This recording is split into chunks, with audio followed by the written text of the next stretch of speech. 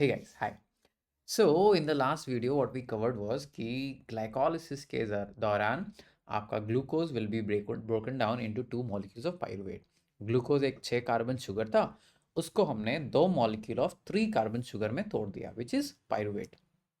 अब यहाँ पे एक मजे की बात है, नेट हमें कितना एटीपी मिला विच इज ओनली 2, राइट. सिर्फ हमें 2 एटीपी मिला. बट ये एक ऐसा प्रोसेस है, the break down of glucose into pyruvate, ये एक ऐसा प्रोसेस है जो बहुत पुराना है, almost as old as life, almost.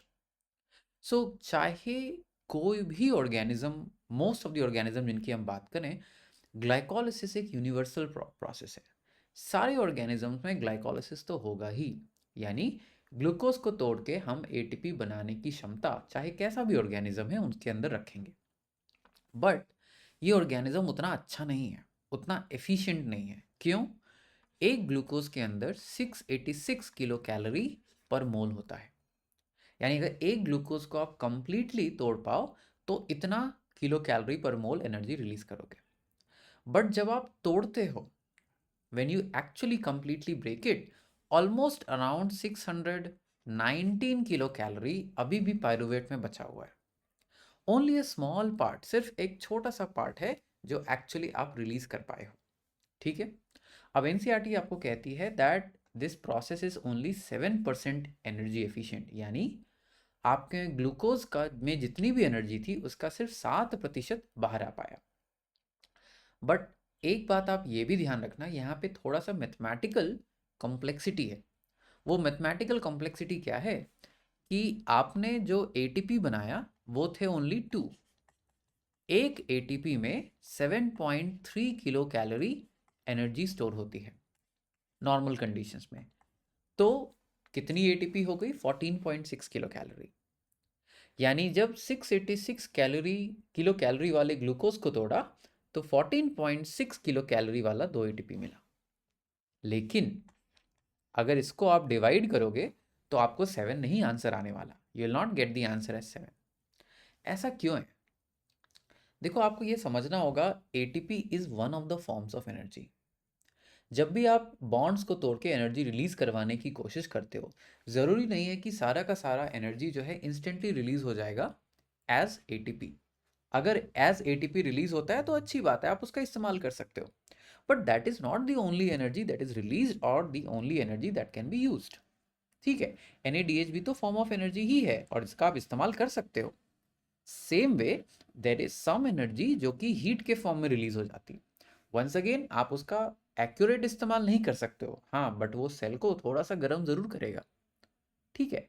So that is why we रफली say that 7% of energy is released. But ये 7% डायरेक्टली एज एटीपी आए, इसकी कोई ज़रूरत नहीं है. क्लियर है इतने बात? ठीक है. अब हम समझते हैं कि जब ग्लूकोज ने तोड़ के पायरुवेट बना दिया तो क्या हो सकता है. Okay. So yes, we have आपका पायरुवेट, लेकिन अब पायरुवेट के पास 2 नहीं 3 ऑप्शंस हैं. So what is the fate of pyruvate? इस पायरुवेट की नसीब में क्या है? अब इस पायरुवेट की नसीब में 3 रास्ते हो सकते हैं. अगर ऑक्सीजन हुआ तो क्या होगा? अगर ऑक्सीजन नहीं हुआ तो क्या होगा? अगर ऑक्सीजन नहीं हुआ तो कुछ ऑर्गेनिजम्स में ये ब्रेक डाउन होके लैक्टिक एसिड बना लेगा. अगर ऑक्सीजन नहीं हुआ तो कुछ ऑर्गेनिजम्स में ये ब्रेक डाउन होके अल्कोहल प्लस कार्बन डाइऑक्साइड बना लेगा. ठीक. जब लैक्टिक एसिड या अल्कोहल प्लस कार्बन डाइऑक्साइड बनता है तब हम इसको कहते हैं फर्मेंटेशन. ठीक है. ग्लूकोज का पार्शियल ब्रेकडाउन हुआ, पायरुवेट बना, और मेरे पास ऑक्सीजन नहीं था, इसलिए मैंने इस पायरुवेट को लैक्टिक एसिड और अल्कोहल या कार्बन डाइऑक्साइड में तोड़ दिया. So this is what can happen. अगर ऐसा हुआ तो फर्मेंटेशन बोलेंगे. फर्मेंटेशन को बेस्ट फॉर्म से ऐसे डिफाइन करते हैं हम कि इसमें इलेक्ट्रॉन ट्रांसपोर्ट चेन नहीं होता. Electron transport chain is missing.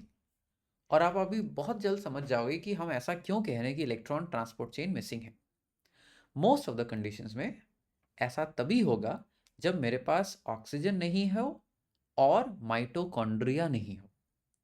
आपको ये बात का ध्यान रखना है कि ज़रूरी नहीं है कि माइटोकॉन्ड्रिया है तो फर्मेंटेशन नहीं ही होगा, ऐसा बिल्कुल कोई ज़रूरी नहीं है। आपके स्केलेटल मसल्स जब उनके पास ऑक्सीजन नहीं होता तो वो भी आपका लैक्टिक एसिड फर्मेंटेशन कर सकते हैं। तो आपके skeletal muscles can very much do this. हाँ, ये बात अलग है कि लैक्टिक एसिड बैक्टीरिया LAB वो भी लैक्टिक एसिड फर्मेंटेशन करता है। जब अल्कोहल या कार्बन डाइऑक्साइड प्रोड्यूस होगा उसका एग्जाम्पल होता है ईस्ट, और आपको पता है ईस्ट एक यूकैरियोट है ना? तो उसके पास तो माइटोकॉन्ड्रिया है।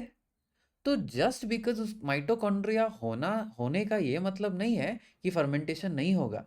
माइटोकॉन्ड्रिया होते हुए भी फर्मेंटेशन हो सकता है, बट की क्राइटेरिया क्या है? मेरे पास ऑक्सीजन नहीं होना चाहिए, पहली बात। और इसको हम डिफाइन कैसे करते हैं कि मेरा इलेक्ट्रॉन ट्रांसपोर्ट चेन मिसिंग है, यानी पाइरुवेट को हमने लैक्टिक एसिड या अल्कोहल में कन्वर्ट कर दिया।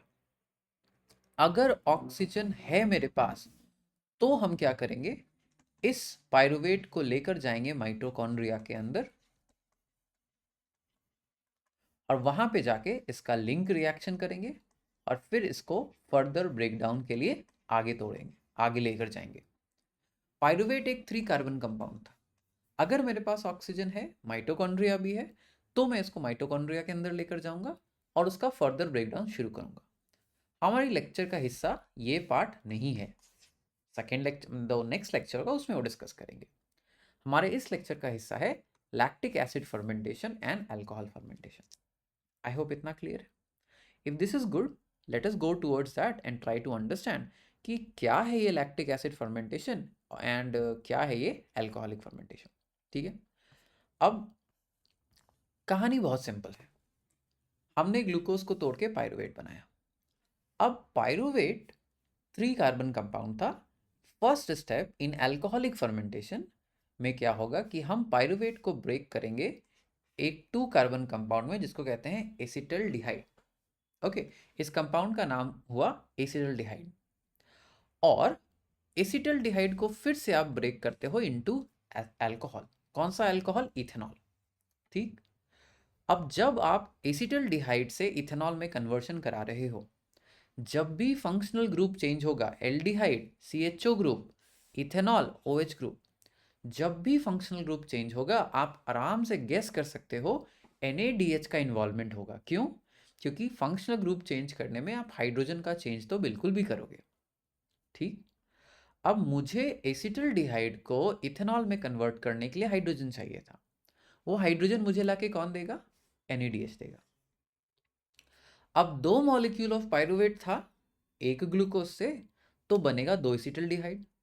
2 एसिटल्डिहाइड बनेगा तो बनेगा 2 इथेनॉल। तो जो 2 NADH मैंने बनाए थे जिसका मैं इस्तेमाल कर सकता था, वो NADH का मैं इस्तेमाल नहीं कर पाऊंगा। वो NADH जाके यूज हो जाएगा इथेनॉल प्रोडक्शन में। तो इसलिए जो आपने NADH बनाया था वो नलीफाई हो गया। बचा क्या? सिर्फ और सिर्फ ATP। ओके, ऑल्सो जब आपने पाइरुवेट को एसिटल्डिहाइड में तोड़ा तो आपने एक एक कार्बन डाइऑक्साइड पर मॉलिक्यूल ऑफ पाइरुवेट को भी रिलीज कराया। तो that is a D carboxylation reaction. और डी कार्बोक्सिलेशन रिएक्शन को कैटेलाइज किसने किया? वो एंजाइम है आपका पाइरुविक एसिड डिकार्बोक्सिलेज, और या सिंपली आप कह सकते हो पाइरुवेट डिकार्बोक्सिलेज। ठीक है, सो पाइरुवेट डिकार्बोक्सिलेज ने पाइरुवेट को कन्वर्ट कर दिया एसिटल्डिहाइड ने, और एसिटल्डिहाइड को कन्वर्ट किया हमने अल्कोहल में बाय अल्कोहल डिहाइड्रोजिनेज। ठीक है, डीकार्बोक्सिलेज डिहाइड्रोजिनेज। अब देखो नाम में कंफ्यूज मत होना, इजी है ना, डिहाइड्रोजिनेज, क्योंकि मुझे हाइड्रोजन हटाना पड़ा, NADH से हाइड्रोजन इधर देना पड़ा। फिर अल्कोहल डिहाइड्रोजिनेज क्यों कहते हैं? क्योंकि most of the time these enzymes they work in 2 directions. ठीक है, चलो इतना हो गया। अब हमें क्या समझना है कि क्या ये एक ही मात्र फर्मेंटेशन है जो पॉसिबल है? नहीं, ऐसा फर्मेंटेशन होता है हमारा ईस्ट में। लेकिन अगर आप लैक्टिक एसिड बैक्टीरिया की बात करो, उधर कहानी थोड़ी अलग है। क्या अलग है?